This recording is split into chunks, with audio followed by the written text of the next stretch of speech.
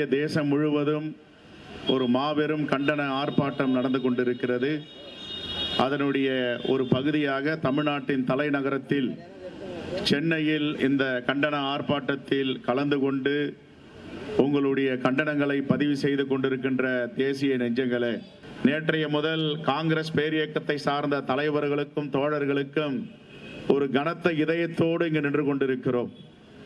நாம் எதையெல்லாம் மன்னித்து விட்டோமோ அந்த சக்திகள் எல்லாம் இன்று ஒன்று சேர்ந்து இந்த தேசத்தை உருவாக்கிய குடும்பத்தை அழிப்பதற்கும் ஒழிப்பதற்கும் துணிந்திருக்கிறார்கள். எவ்வளவு தைரியம் இருக்கிறது அவர்களுக்கு என்பதை பற்றி இங்கே நம்முடைய தலைவர்கள் பேசினார்கள். ஆட்சிகளும் மாறும், காட்சிகளும் மாறும், ஆனால் இந்திய தேசிய காங்கிரஸ் ஒருபோதும் மாறாது. மனிதர்கள் மண்ணில் உள்ளவரை இந்திய தேசிய காங்கிரஸ் மட்டும்தான் இந்த மக்களுக்கான கட்சி என்பதை கடைசி வரை தொடர்ந்து நிரூபித்துக் கொண்டே இருக்கும். யார் மீது குற்றப்பத்திரிகை தாக்கல் செய்திருக்கிறது அமலாக்கத்துறை? இந்த தேசத்திற்கு விடுதலை வாங்கி தந்து 10 ஆண்டுகளுக்கு மேல் சிறையில் வாடி பிரிட்டிஷ்காரருக்கு என்னென்ன வசதி வாய்ப்புகள் இருக்கின்றதோ அதையெல்லாம் விட பல மடங்கு வசதி வாய்ப்புள்ள மோதிலால் நேருவுடைய மகன் ஜவஹர்லால் நேரு, ஜவஹர்லால் நேருவுடைய மகள் அன்னை இந்திரா காந்தி, அன்னை இந்திரா காந்தியுடைய பிரதமருடைய மகன் ராஜீவ் காந்தி, பிரதமர் ராஜீவ் காந்தியுடைய மகன் ராகுல் காந்தி, அவர் மீது குற்றப்பத்திரிகை நீங்கள் தாக்கல் செய்திருக்கிறீர்கள். அதோடு மட்டுமல்ல, 10 ஆண்டுகள் உலகமே கண்டிராத உன்னத ஆட்சியை கொடுத்த அன்னை சோனியா காந்தி, முத்தமிழறிஞர் கலைஞர் சொன்னார், யார் இந்த சோனியா காந்தி? தியாகத்தின் திரைவிளக்கு என்று சொல்ல வேண்டும். தியாகத்தின் திருவிளக்காக இருக்கின்ற அன்னை சோனியா காந்தி என்று அவர் வர்ணித்தார். அது மட்டுமல்ல, அன்னபூரணி என்றார். எதற்காக அன்னபூரணி என்றார்? இந்தியாவிலே படும் பஞ்சம், 30 விழுக்காடுக்கு மேல் உணவருந்த முடியாமல் இருந்த ஒரு காலம். இதையெல்லாம் அறிந்து உணவு பாதுகாப்பு சட்டத்தை கொண்டு வந்தார்.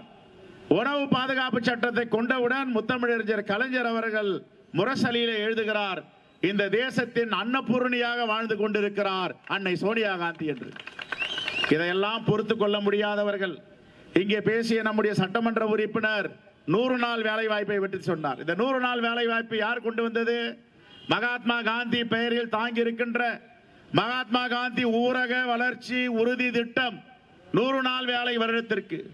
இந்த வேலை வாய்ப்பை ஐநா சபை பாராட்டி விருது கொடுத்தது. கொரோனா பெருந்தொற்று காலத்தில் மோடி ஆட்சி செய்து கொண்டிருக்கிறார். உலக நாடுகள் எல்லாம் பத்திரிகையில் என்ன எழுதினார்கள்?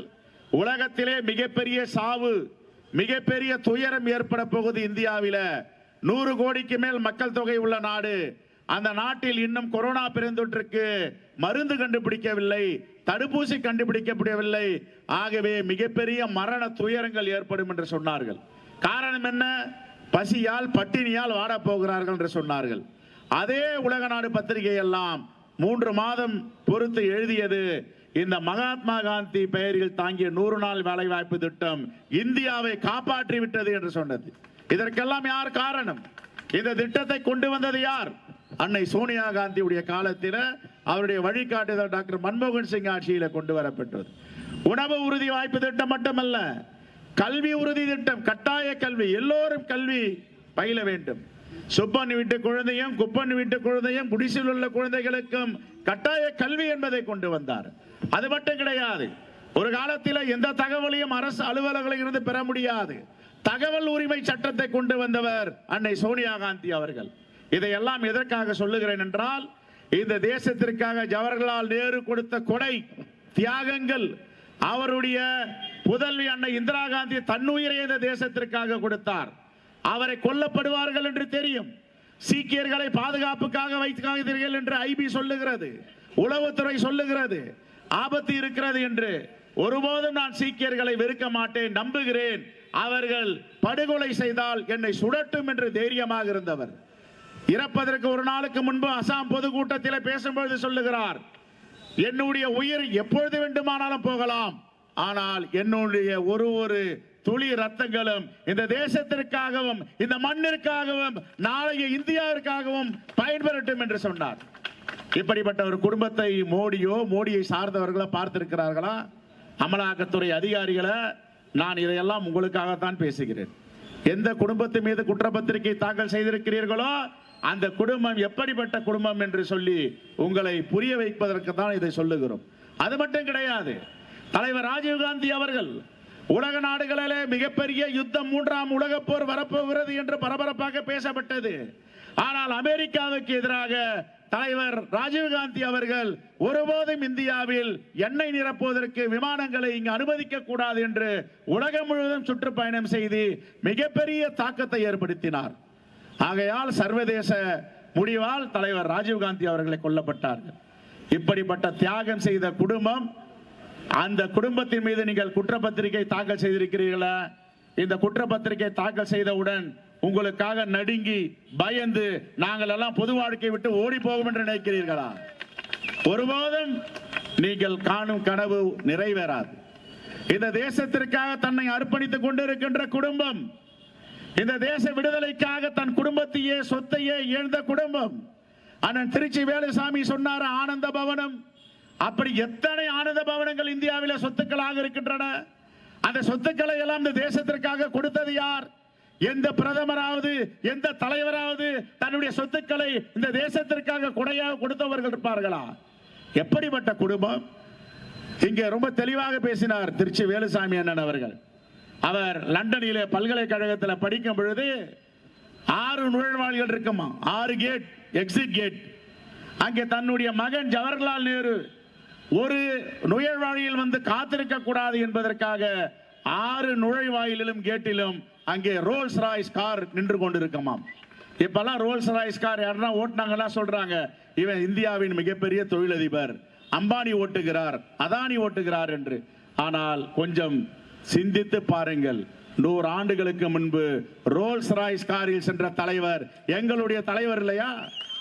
அவருடைய துணியை வெளுப்பதற்காக, சலவை செய்வதற்காக இந்தியாவில் இருந்து கப்பலிலே லண்டனுக்கு சென்று அங்கே துளைத்து அங்கே சலவை செய்து இங்கே லண்டனில் இருந்து இந்தியாவுக்கு வரும். அந்த குடும்பத்தை பார்த்தா நீங்கள் குற்றப்பத்திரிகை தாக்கல் செய்திருக்கிறீர்கள். இதை யாராவது இந்திய தேச மக்கள் ஏற்றுக்கொள்வார்களா? எவ்வளவு பெரிய சொத்துக்களை கொடையாக கொடுத்திருக்கிறார்கள். வைஸ்ராய் பிரிட்டிஷ்காரன் வீட்டில் ஒரு குளியல் ஸ்விம்மிங் பூல் இருக்கிறது என்றால் மோதிலால் நேரு வீட்டில் ஒரு ஸ்விம்மிங் பூல் இருக்கும். 5 வகை 5 கான்டினென்டல் ஃபுட், 5 கண்டங்களின் உணவு வைஸ்ராய் வீட்டில் சமைக்கப்படுகிறது என்றால் மோதிலால் நேரு வீட்டில் 5 கண்டங்களுடைய உணவு தயாரிக்கப்படும். என்ன சொல்ல போனால் பிரிட்டிஷ்காரன் இந்த நாட்டை அடிமையாக வைத்திருந்தான். அதே பிரிட்டிஷ்காரன் தான் ஜவஹர்லால் நேருக்கு குதிரை சவாரி செய்யும் பயிற்சியாளராக இருந்தான். உணவு சமைத்து கொடுத்தார்கள். நீச்சலில் கோச்சாக இருந்தார்கள், ஸ்விம்மிங் பூல் கோச்சாக. இப்படி பிரிட்டிஷ்காரன் ஒருவனுக்கு பணியாற்றுகிறார், ஒரு குடும்பத்துக்கு பணியாற்றுகிறார்கள் என்றால் அது ஜவஹர்லால் நேரு குடும்பத்திற்கு. இதையெல்லாம் மறந்துவிடக் கூடாது. இப்படிப்பட்ட குடும்பத்தின் மீது, தியாக குடும்பத்தின் மீது நீங்கள் குற்றப்பத்திரிகை தாக்கல் செய்திருக்கிறீர்களா? என்ன செய்ய முடியும்? இப்பொழுது உச்ச நீதிமன்றத்தில் வந்திருக்கிறது. உச்ச நீதிமன்றம் இதை சரி என்று சொல்ல போகிறதா? பொறுத்திருந்து பாருங்கள். இன்னும் 2-3 நாட்களில் அதற்கு பதில் உங்களுக்கு கிடைக்கும். எப்படி இங்க மோடியுடைய வாரிசாக, அரசியல் வாரிசாக தமிழ்நாட்டில் ஒருவர் வாலாட்டி கொண்டிருந்தாரோ, உச்ச நீதிமன்றம் கொட்டு வைத்ததோ, உங்களுக்கு எந்த உரிமையும் கிடையாது, எந்த அதிகாரமும் கிடையாது. பெரும்பான்மை மக்களால் தேர்ந்தெடுக்கப்பட்ட ஒரு ஆட்சி நடக்கும் பொழுது அந்த அமைச்சரவை போடுகின்ற தீர்மானத்திற்கு நீங்கள் ஒப்புதல் அளிக்க வேண்டும் என்று உச்ச நீதிமன்ற தீர்ப்பு கொடுத்ததோ, அந்த தீர்ப்பை இன்னும் 2 நாட்களில் எங்கள் தலைவர் ராகுல் காந்தி மீது நீங்கள் போடப்பட்ட குற்றப்பத்திரிகைக்கு எதிராக நாங்கள் பெறப்போகிறோம். என்ன இது? என்ன நடந்தது? ஒரு மாயையை உருவாக்குகிறார்கள், ஒரு அச்சத்தை உருவாக்குகிறார்கள், ஒரு போலியான வதந்தியை பரப்புகிறார்கள். என்ன வதந்தி அது? யாரால் உருவாக்கப்பட்டது? இந்த அசோசியேட் ஜேர்னல் பத்திரிகையாளர் உங்கள் அனைவருக்கும் தெரிந்திருக்கும்.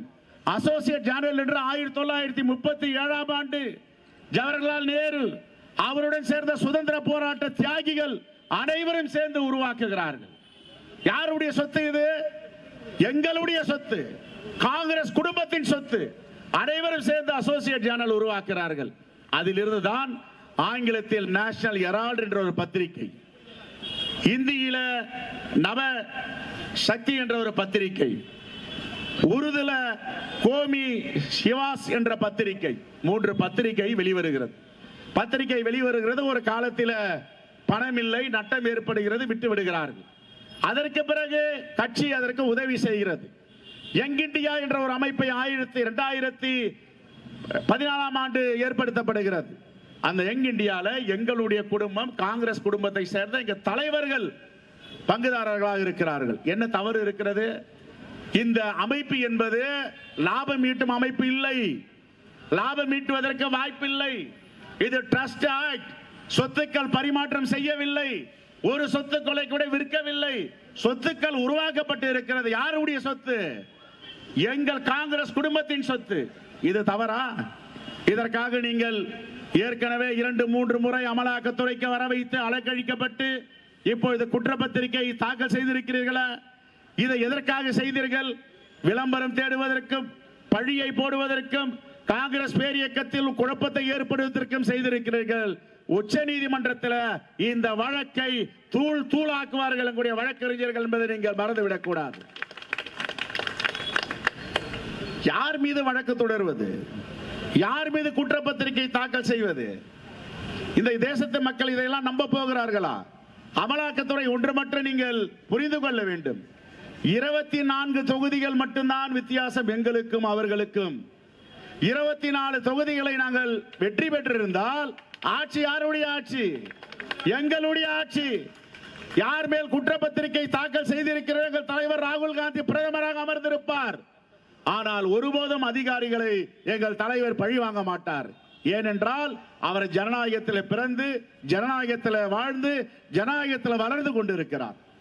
ஆகவே எங்களுக்கு அகிம்சை மீது நம்பிக்கை இருக்கிறது. இப்படிப்பட்ட அநியாய வதந்திகள் மீதும் அநியாய பழிபாவங்களுக்கு எங்களுக்கு எந்த விதத்தில் நம்பிக்கை இல்லை. ஆகவே அமலாக்கத்துறையை வன்மையாக கண்டிக்கிறோம். நீங்கள் போட்ட குற்றப்பத்திரிகையை திரும்ப பெற வேண்டும். இல்லை என்றால் உச்சநீதிமன்றம் அதை திருப்பி உங்களிடமே கொடுக்கும். இதுதான் யதார்த்தம். இதை புரிந்து கொள்ள வேண்டும். ஆகவே நீங்கள் எவ்வளவு நீங்கள் எங்கள் தலைவர் ராகுல் காந்தியை எரிச்சல் படுத்தினாலும் எவ்வளவு தாக்குதல் நடத்தினாலும் இந்தியாவில் உள்ள காங்கிரஸ் பேரியக்கத்தின் உண்மையான தொண்டர்கள் தோழர்கள் அனைவரும் அந்த குடும்பத்தின் பின்னால் இருக்கிறார்கள். ஒன்று மட்டும் நீங்கள் புரிந்து கொள்ள வேண்டும். இந்திய தேசிய காங்கிரஸை நேசிப்பவர்கள் என்பது வேறு. ஒரு படி மேலே போய் இந்திரா காந்தி குடும்பத்தை ஒருபோதும் யாரும் விட்டுக் கொடுக்க மாட்டார்கள். இதுதான் உண்மை, இதுதான் யதார்த்தம். இந்த கட்சிக்கு அப்பாற்பட்டு இருப்பவர்கள் கூட அந்த குடும்பத்தை நேசிப்பவர்கள். கட்சியில உடன்பாடு இருக்காம வேறு கட்சியில் இருக்கலாம். ஆனால் இந்திரா காந்தி குடும்பம் என்றால் அனைவரையாலும் ஏற்றுக்கொள்ளப்பட்டு கண்ணீர் சிந்தக்கூடியவர்கள் தான். அதை நாம் பல கட்டங்களில பார்த்து கொண்டிருக்கிறோம். ஆகவே அமலாக்கத்துறையை வன்மையாக கண்டிக்கிறோம். நீதிமன்றத்திலே உங்களை சந்திப்போம். ஆகவே உங்களுடைய இப்படிப்பட்ட ஒரு பொய் பிரச்சாரம், உண்மைக்கு புறமான குற்றச்சாட்டுகளை காங்கிரஸ் பேரியக்க தோழர்கள் தகர்ப்பார்கள். இதை எதிர்கொள்ளுவார்கள். எங்கள் தலைவர் இந்த தேசத்தின் சிங்கமாக, நாடாளுமன்றத்தின் ஜனநாயகவாதியாக, நாடாளுமன்றத்தில் தேச மக்களின் முகமாக, குரலாக இருக்கிறார். என்றென்றும் நியாயத்திற்காக நிற்க வேண்டிய தலைவர் எங்களுடைய தலைவர் என்பதை நீங்கள் மறந்துவிடக் கூடாது. ஆகவே காட்சிகள் மாறப்போகிறது. இன்னும் ஒரு செய்தியை சொல்லுகிறேன். இது ஏப்ரல் மாதம் நடக்கிறது. ஜூன் ஜூலை மாதத்துக்குள் பாராளுமன்றத்திலே பல திருப்பு முனைகள் வர இருக்கின்றன. 2 பேர் முட்டு கொடுத்து கொண்டிருக்கிறார்கள். ஒருவர் சந்திரபாபு நாயுடு, இன்னொருவர் நிதிஷ்குமார். ஒருவர் ஏற்கனவே ஒரு காலை புடுங்கிவிட்டார் வக்ஃப் வாரிய சட்டத்தின் மூலமாக. இன்னொரு காலை எடுப்பதற்கு ஆந்திராக்காரர் தயாராக இருக்கிறார். 2 பேரும் கொஞ்சம் அகற்றிவிட்டால் எல்லாம் கீழே சீட்டுக்கட்டு போல் விழுந்துவிடும். அமலாக்கத்துறையே கவனமாக இருங்கள். நீங்கள் அரசியல் செய்யாதீர்கள், நியாயத்தை செய்யுங்கள், கண்ணியமான வழக்குகளை நடத்துங்கள் என்று சொல்லி வன்மையாக இந்த குற்றப்பத்திரிகை தாக்கல் செய்ததற்கு கண்டனத்தை தெரிவித்து நாங்கள் எல்லாம் இந்திரா காந்தி குடும்பம், அன்னை சோனியா காந்தி, தலைவர் ராகுல் காந்தி பின்னால் நாங்கள் நிற்கிறோம் என்று சொல்லி கண்டனத்தை பதிவு செய்து விடைபெறுகிறேன்.